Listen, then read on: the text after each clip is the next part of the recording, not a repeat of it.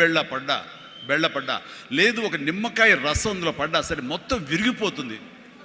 అదే పెరుగు గట్టిపడిన తర్వాత దాంట్లో అదే నిమ్మకాయ అదే ఉప్పు వేస్తే ఆ రుచే వేరు. అందుకని మనం ఆ యొక్క ప్రాసెస్లో ఉన్నప్పుడు, అది సాధించాలనే మన పట్టుదలతో ఉన్నప్పుడు ఎలాంటి నెగిటివిటీ ఉండకూడదు. నీ మనసునే నమ్ముకోవాలి. నీ ఎయిమే నీకు మెయిన్. కళ్ళ గంతల కింద గుర్రంలాగా నీ ఎయిమ్ వైపు నువ్వు సాధించుకుంటూ దాన్ని ఏమైనా సరే నా వశం చేసుకోవాలన్న పట్టుదలతో వెళ్తూ ఉండాలి. వెళ్ళేవాడి కష్టాన్ని నమ్ముకోవాలి, పర్సివరెన్స్ నమ్ముకోవాలి, డెడికేషన్తో ఉండాలి. ఆ రకంగా నేను నిజం చెప్తున్నాను. నేను ఎప్పుడు ఎక్కడ ఏ చెడు అలవాట్లకు కానీ, ఎక్కడ ఏ వయసెస్ కానీ, వ్యసనాలు కానీ లోను కాకుండా ఆంజనేయ స్వామి అనేవాడు నా ధ్యేయం. నాకు సినిమాలో నెంబర్ 1 అవ్వాలన్నది ఒకటే ధ్యేయం. ఆ రకంగా ముందుకుంటూ వెళుతూ వస్తూ ఉండేవాడిని.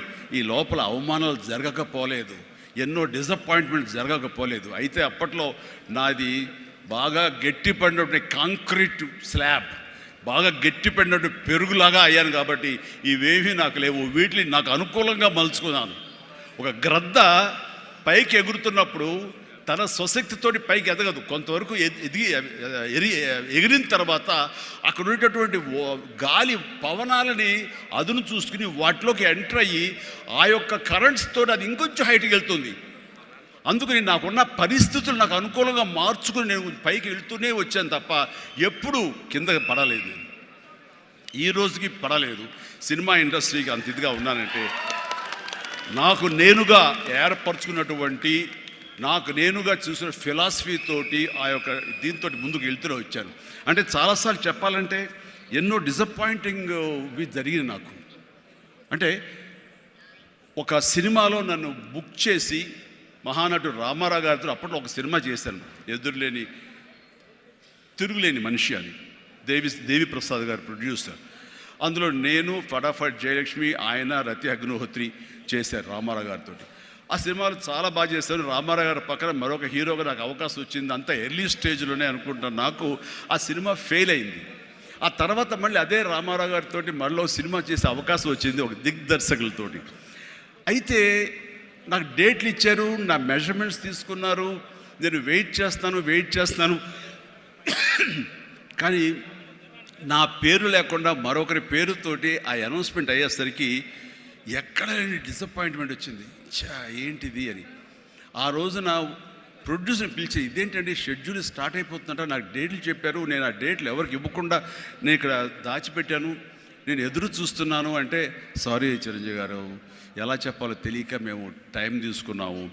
ఎందుకంటే పోయిన సినిమా మీది ఫ్లాప్ అయింది కదా కాంబినేషన్లో, అందుకని దానికి గ్లామర్ ఉండదని మీరు వద్దనుకున్నావు అని. ఆ విషయం చెప్పచ్చు కదండి అని అంటే, ఆ టైంలో నేను నాతో సినిమా చేస్తే సినిమా ఫెయిల్ అవుతుందని ఒక బ్యాడ్ ఇది నా మీద స్ప్రెడ్ అయ్యే అవకాశాలు ఉన్నాయి. ఈరోజు సోషల్ మీడియా, ఆ రోజు ఇంత మీడియా లేదు కాబట్టి కానీ, లేదంటే ఎంత బ్యాడ్ అయ్యేదంటే నన్ను తిరిగి ఇతనితో ఎవరైనా చేస్తే సినిమా ఫెయిల్ అవుతాయి, ఇది ఒక ఐరన్ లెగ్ అనే పరిస్థితి వచ్చేసరికి ఎక్కడో మళ్ళీ జంకాను. కానీ గ్రద్దలాగా నాకు అనుకూలంగా ఉన్నటువంటి అవకాశాల పవనాల్ని అదునుగా చూసుకుని నేను ఎదిగాను. దాన్ని పాజిటివ్గా తీసుకున్నాను.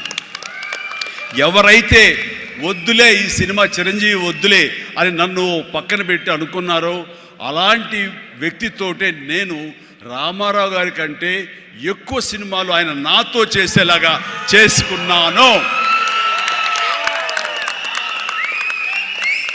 అత్యధిక సినిమాలు రామారావు గారు చేస్తే ఆ మహానుభావుడు ఆ దర్శకుడి దగ్గర, అదే దర్శకులు వారు నన్ను భుజం పట్టి నన్ను పైకి తీసుకుని ఆయనకంటే 4 సినిమాలు ఎక్కువే చేశారు నాతోటి. అది పరిస్థితుల్ని మనకు అనుకూలంగా మలుచుకోవటం, మార్చుకోవటం, తద్వారా మనం ఇంకొంచెం పైకి వెళ్ళటం అనేది. ఆ రోజున డిసప్పాయింట్ అయిపోయి నీ కసి లేకుండా, లేదా ఆ కసిని నెగిటివిటీ పెట్టి మార్చుకుంటే కనుక అది నిన్ను తినేస్తుంది. నువ్వు ఇలాగే ఉండిపోతావు, అలాగే దిగజారిపోతావు, అలాగే కనుమరుగైపోతావు. అలా కాదు, మనం ఎదురు తిరగాలి, పరిస్థితులు మనం అనుకూలంగా మార్చుకోవాలి. అందునే గ్రద్ద ఫిలాసఫీ నాకు ఫిలాసఫీ. అండ్ ఎదిగాను, పైకి వెళ్తూ వచ్చాను. ఆయన దగ్గరే నా రికార్డులు ఉన్నాయి. అది నా ఫస్ట్ సినిమా 1 కోటి చూసిన సినిమా అదే. నా రెమ్యునరేషన్ కాదు సుమా, సినిమా బడ్జెట్ 75 లక్షలు వస్తే కనుక బ్రహ్మాండ బడ్జెట్, ఎంత రెవెన్యూ అనుకునేవాళ్ళు. ఫస్ట్ 1 కోటి. నా తోటి హీరోలు కూడా ఏంటి 1 కోటి తెలుగు సినిమా అనే లెవెల్కి వెళ్ళింది. అక్కడి నుంచి 1 కోటి అనేది మామూలు అయిపోయింది. ఒక్కొక్క ఏరియాలోనే 1 కోటి, ఆ తర్వాత నా రెమ్యూనరేషన్ 1 కోటి పైబడి అలా అంచెంచుగా ఎదుగుతూ వచ్చారు. నేనేమన్నానంటే మీ బలం మీ పాజిటివ్ థింకింగ్, మీ బలం మీ కన్విక్షన్, మీ బలం మీ ధ్యేయం నుంచి పక్కదారి పట్టకపోవటం. మీరెవరైనా సరే మీ ఎయిమ్ ఏంటి అనే దాన్ని మీరు ఫిక్స్ చేసుకోండి. ఆ ఎయిమ్ని వెళ్ళటం కోసంగా దారులు వెతుక్కోండి. అవకాశాలు ఇలాగ అబండెంట్గా ఉంటాయి. వాటిల్లో మనకు కావలసిన అవకాశాలు, మన ధ్యేయానికి లక్ష్యానికి దగ్గరగా ఉండే అవకాశాలు మనకి పాపపై కనపడుతుంటాయి. ఆ పాపపై కనపడే దాన్ని మనం గుర్తించగలగాలి, వాటిని ఎంబ్రేస్ చేసుకోగలగాలి, వాటిని మనకు అనుకూలంగా మనం మలుచుకోగలగాలి, అవి మనం బలంగా చేసుకోగలగాలి, వెళ్ళాలి. ఇనీషియల్గా వెళ్ళినప్పుడు డబ్బే సంపాదించుకోండి. డబ్బే కాదు ప్రధానం, నిలదొక్కుకోవడం ప్రధానం. మన ఎయిమ్ వైపు మనం వెళ్ళటం అన్నది అది ప్రధానం. వెళ్ళిన తర్వాత డబ్బు ఆటోమేటిక్గా వస్తుంది. అనుకున్నావా ఇంత వస్తుందని, ఆ తర్వాత డబ్బునే పెంచుతుంది. సో నేను అలాగే వెళ్తూ వచ్చాను. నిలదొక్కుకోవాలి, ఇక్కడ నెంబర్ 1 అనిపించుకోవాలి, నా స్థానం సుస్థిరం. ఇది లేకపోతే నేను బయట నయా పైసాకి పని చేయను. ప్రైమ్ టైం నా లైఫ్లో అయిపోయింది కాబట్టి ఇక్కడ ఏమైనా సరే అని ఆ రకంగా వెళ్ళేవాడు. ఎక్కడ ఈగోకు వెళ్ళకుండా, ఎక్కడ హర్ట్ అవ్వకుండా, వాళ్ళు నన్ను సినిమాలను తీసేసరే, నన్ను కాదన్నారే అనే కోపం కంటే కూడాను వాళ్ళని ప్రసన్నం చేసుకోవాలి. వాళ్ళు మళ్ళీ